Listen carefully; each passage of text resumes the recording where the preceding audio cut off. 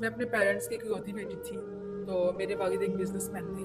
Office से वापस आ रहे थे घर अपने पार्टनर के साथ, ठीक अपने है, फ्रेंड के बिजनेस साथ। पार्टनर के साथ। जी, ठीक बिजनेस है। पार्टनर के साथ। तो उनका एक्सीडेंट हुआ और मौके पर डेथ हो गई उनकी।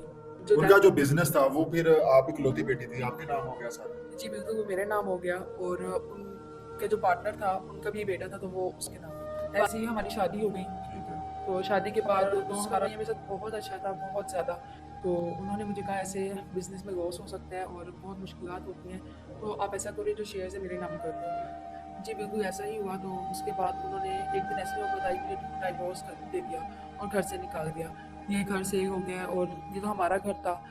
तो सब कुछ उससे पूछा, लेकिन उसने हमारे साथ बहुत बुरा रवैया रखा है और उसके बाद ऐसे फील कराया जैसे वो हमें जानता ही ना हो, जैसे दरिंदा या जानवर बन गया हो। अस्सलाम वालेकुम नाज़रीन, आपने जीरो से हीरो बनने वाली कहानियां तो सुनी होंगी, लेकिन आज हमारे साथ एक ऐसी कहानी मौजूद है जो कि हीरो से जीरो बन गई। इनके पापा का बिजनेस और लाखों की प्रॉपर्टी इन्होंने अपने वालिद के इस दुनिया के जाने के बाद सब तबाह कर लिया।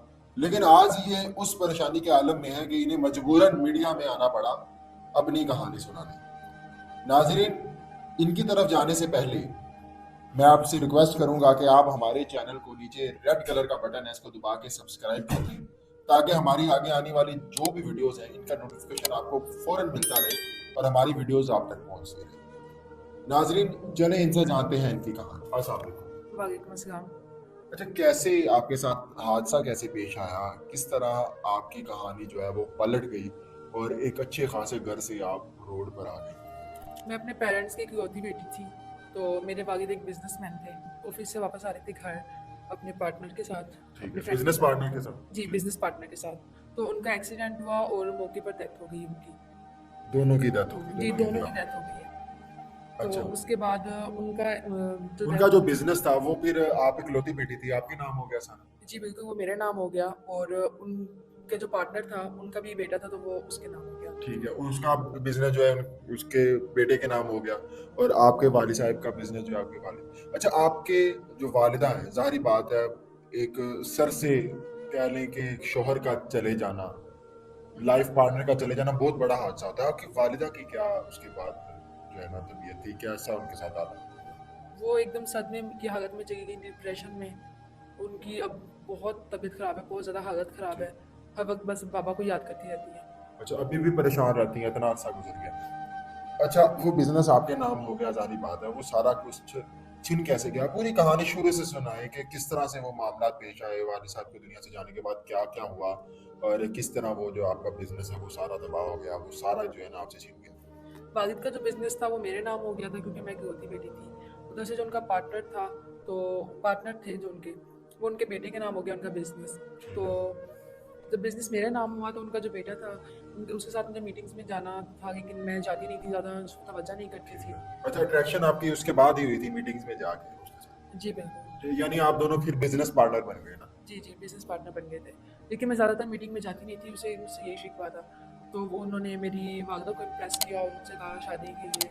आपके साथ शादी करी। जी बिल्कुल, मेरे साथ शादी के लिए। तो ऐसे ही हमारी शादी हो गई। ठीक है। उसका रवैया मेरे साथ बहुत अच्छा था, बहुत ज़्यादा। ठीक है। तो अच्छा, आप की जब उसके साथ शादी हुई तो आप फिर अपनी वालदा के साथ उसके घर चली गई, आपकी वालदा भी आपके साथ गई या फिर सिर्फ आपकी रुखसती हुई थी? पहले तो सिर्फ़ मेरी रुखसती हुई, फिर उसके बाद हम वालिदा को भी साथ ले आए थे, क्योंकि वो घर में अकेली होती ठीक थी। है, उनकी तबीयत खराब रहती जी, थी। उनकी तबीयत ख़राब रहती थी, तो ऐसे मैनेज करना बहुत मुश्किल था। तो उसके बाद उनका रवैया मेरे साथ बहुत अच्छा था। शादी होने के बाद मैं वालिदा के साथ होती थी, तो मैं मीटिंग्स वगैरह अटेंड नहीं करती थी। तो उन्होंने मुझे कहा ऐसे बिज़नेस में लॉस हो सकता है और बहुत मुश्किलात होती हैं, तो आप ऐसा करिए जो शेयर्स है मेरे नाम कर दो। तो जो मेरे शेयर्स वगैरह थे वो मैंने उनके नाम कर दिए। ठीक है। तो अच्छा, आपने साइन कर दिया उनके नाम शेयर्स का। जी, उनके ठीक नाम कर है, दिया। और 100% बिजनेस का ऑनर आपने अपने हस्बैंड को बना दिया। जी, 100% मैंने उन्हें बना दिया। लेकिन फिर आहिस्ता-आहिस्ता जैसे-जैसे वक़्त गुज़रता गया, उनका रवैया मेरे साथ चेंज होता गया। तो यानी बिजनेस सारा अपने नाम कर लिया है और उसके बाद वो प्यार, वो मोहब्बतें, वो कहीं और जाना शुरू हो गई, आपसे उठ गया उनका हाथ। जी, बिल्कुल ऐसा ही हुआ। तो उसके बाद उन्होंने एक दिन ऐसी नौबत आई, मुझे डाइवोर्स कर दे दिया और घर से निकाल दिया। जब डाइवोर्स दिया तो हम अपने पुराने घर में गए, तो वो उधर पहले से ही कोई रह रहा था और उन्होंने कहा कि ये तो कब से सेल हो गया है। तो घर सेल हो गया। उसके बाद हम दोबारा उसके पास गए और उसको बताया कि ये घर सेल हो गया है और ये तो हमारा घर था।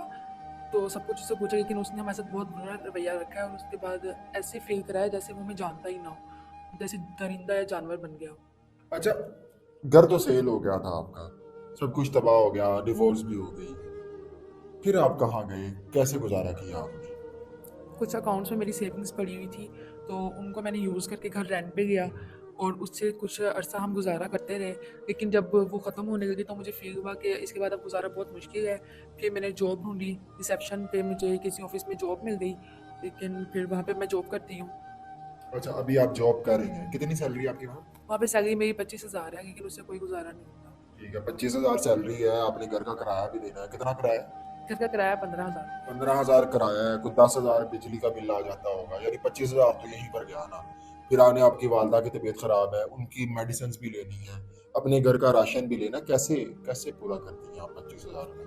ये सब कुछ मैनेज होता ही नहीं है, पूरा होता ही नहीं है। जो घर का रेंट है वो तो मैंने काफ़ी टाइम से दिया ही नहीं है और बाकी ग्रोसरी वगैरह का भी उधार चढ़ा हुआ है। जो मेरी सैलरी आती है उससे मैं जो मेरी मदर है उनकी मेडिसिन वगैरह की आती है। ठीक है, यानी अपनी वालदा का भी इलाज साथ साथ करवा रही हैं।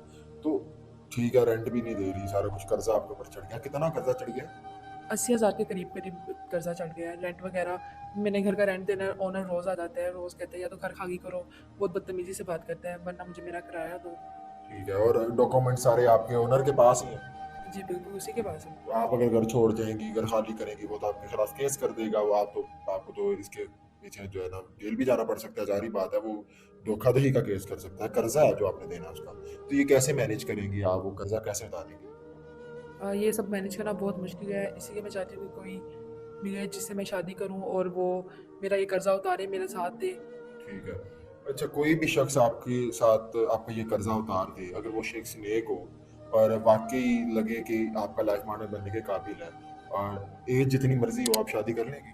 जी मुझे इससे कोई फ़र्क नहीं पड़ता, जो भी है जो मैं शादी कर लूँगी। ठीक है। ज़्यादातर ऐसे होता है कि कोई ऐसा शख्स है, उसकी शायद दूसरी शादी हो सकती हो, शक्लो सूरत उसकी ना खूबसूरत हो, वो बाज़ औक़ात ओवरसीज़ पाकिस्तानी ज़्यादातर होता है कि वो शादी करना चाह रहे होते हैं, लेकिन एज ज़्यादा होती है, दूसरी शादी करना चाह रहे होते हैं। तो आप कर लेंगी शादी?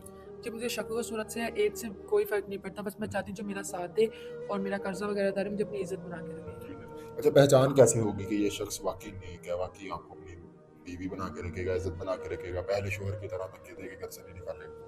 जी आप लोगों पर एतमाद है, आप लोग मेरे लिए ज़रूर ऐसा शख्स चुनेंगे और मुझे वो ही आप लोग बताएँगे जो मेरे काबिल होगा। चलिए ठीक है, इंशाल्लाह जी। कोशिश करेंगे कि हम जो है आपके लिए कोई नेक शख्स ढूँढ लें। ज़्यादातर लोग वैसे चस्के लेने के लिए राब्ता करते हैं, तो इस वजह से हमारी कोशिश होती है कि हम उस शख्स से ही मिलवाएँ, जो शख्स वाक़ई आपके काबिल हो, और ये रिस्पॉन्सिबिलिटी हम अपने ऊपर इसी वजह से लेते हैं। और आप समझें कि आप हमारी बहन हैं और हम आपके भाई बन के आपका पूरा साथ देंगे, और हमारी कोशिश होगी कि आपकी वालदा का इलाज भी हो जाए, आपके ऊपर ये कोई 70-80 हज़ार रुपये कर्ज़ है वो भी उतर जाए और बाकी मामलात भी आपके हो जाएँ। हमारे देखने वाले कुछ व्यूवर्स हैं जो हेल्प करते हैं और बड़े नेक लोग हमारे देखने वाले हैं, तो इंशाल्लाह हमारी कोशिश होगी ये सब आपकी हेल्प भी करें और आपके साथ निकाह करवाना भी हम इंशाल्लाह अपनी रिस्पॉन्सिबिलिटी लेंगे जी। तो नाज़रीन, आपने देखा एक बेटी की कहानी। एक बाप ने इतनी मोहब्बत दी, इतने लाड प्यार से रखा बेटी को, कि बेटी को कभी ऐसा महसूस ही नहीं हुआ कि सारी जिंदगी में कभी आंखों में आंसू आएंगे, लेकिन आज ये इतनी मजबूर है कि इसे मीडिया में आने पर मजबूर कर दिया है इन हालातों ने। मेरी आपसे भी रिक्वेस्ट है कि खुदारा किसी की बेटी के साथ जुल्म ना करें, चंद पैसों की और चंद जायदाद की लालच में कभी किसी का घर तबाह ना करें, कभी किसी की ज़िंदगी तबाह ना करें। नाजरीन, आप में से अगर कोई नेक शख्स इनकी मदद करना चाहता है और इनके साथ शादी करना चाहता है, तो हमारे दिए गए कॉन्टैक्ट पर रब्ता कर सकता है। और रिक्वेस्ट यही है कि फजूल तंग करने के लिए या सिर्फ चस्के लेने के लिए रब्ता ना करें, बल्कि वाकई अगर आप मदद करना चाहते हैं तो ही रब्ता करें।